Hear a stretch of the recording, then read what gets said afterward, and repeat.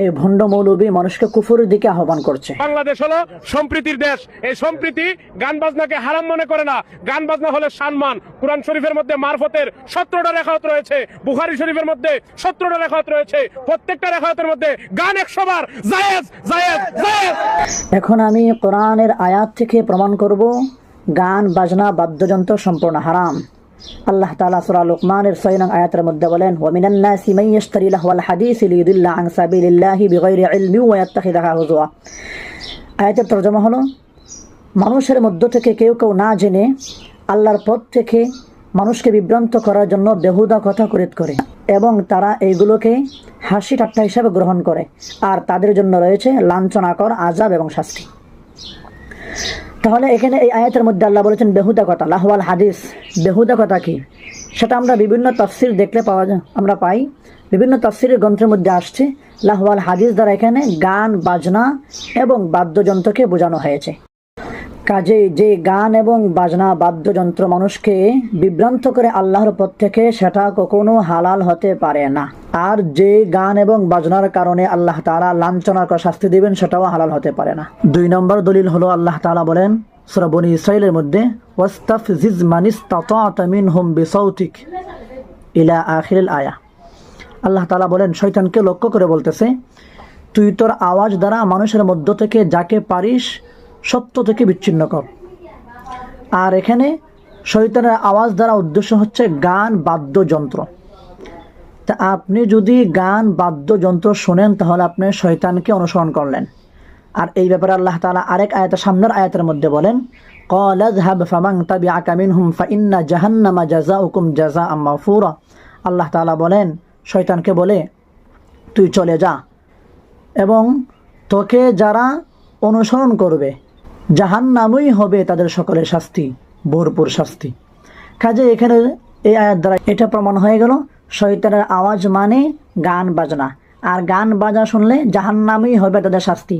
আর যার অনুসরণ করলে যে আওয়াজ শুনলে জাহান্নামী হয়, সেটা কখনো হালাল হতে পারে না।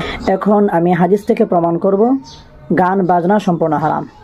আবু দাউদ শরীফের মধ্যে একটি হাদিস আসছে, রাসূল করিম সাল্লাল্লাহু আলাইহি ওয়াসাল্লামের একটি হাদিস।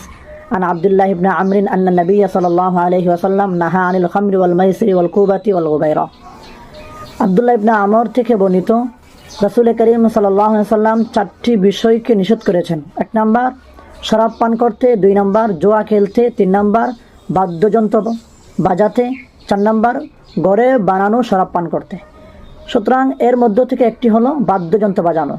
সুতরাং এর দ্বারা প্রমাণ হয়ে গেল যে বাদ্যযন্ত্র রাসূলের পক্ষ থেকে নিষেধ। আর এক হাদিসের মধ্যে রাসূল বলেন, বাদ্যযন্ত্র ধ্বংস করার জন্য আমাকে পাঠিয়েছেন। সেটা বাইহাকী শরীফের মধ্যে আসছে। রাসূল বলেন, বাআসানি আল্লাহু রাহমাতান ওয়া হুদাল লিল আলামিন। আমাকে আল্লাহ তাআলা পাঠিয়েছেন গোটা বিশ্ব জাহানের জন্য রহমত এবং হেদায়েত হিসাবে।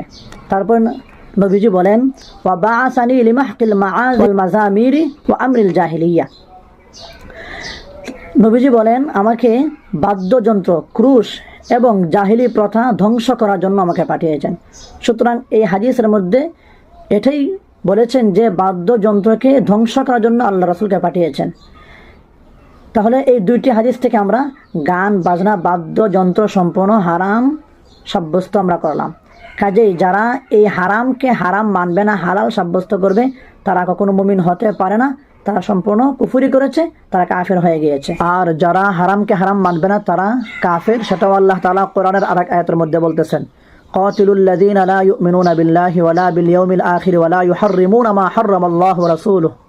আল্লাহ তাআলা বলেন যে তোমরা পরস্পর যুদ্ধ করো যতক্ষণ পর্যন্ত তারা আল্লাহ এবং পরকালকে বিশ্বাস না করবে, এবং যারা আল্লাহ এবং রাসূলের পক্ষ থেকে যে বিষয়গুলো হারাম করেছে সেগুলো হারাম না মানবে।